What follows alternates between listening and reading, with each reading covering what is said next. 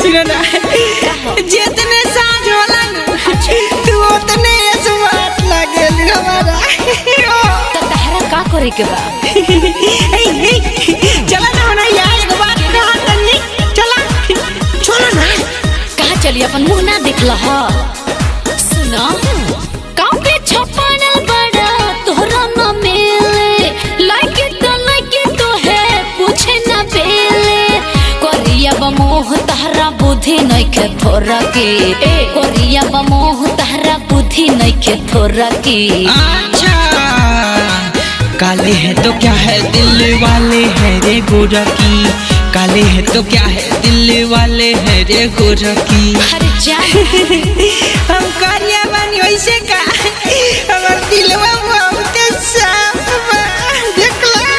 यही से तो कोनो लड़की ना बतियावेली। तो जाए दो वैसे का हो जाई हमरा भैया के सारी बिया लास्ट में हम ओकरे से बतियाई।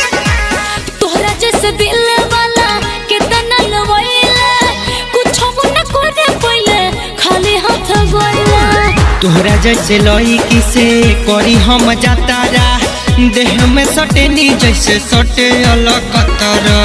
हमारा बारे में तो नहीं पता कले थोड़ा की, हमारा बारे में तो नहीं पता कले थोड़ा की रे गोरकी। काले है तो क्या है दिल वाले है रे गोरकी, काले है तो क्या है दिल वाले है रे गोरकी। Start music. हाय बड़ा खराब आदमी भी यारे सब के उके बांट दिया आ हमरा के डांट दिया। पिटोई बाबू ओ केतना मार करी तमरे कुछ न होला।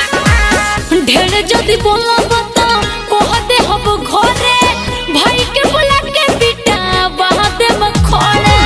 चाहे पिटावा दो बाकी दे दो एगो किस हो, भले 2000 ले लो हमारा से फीस हो।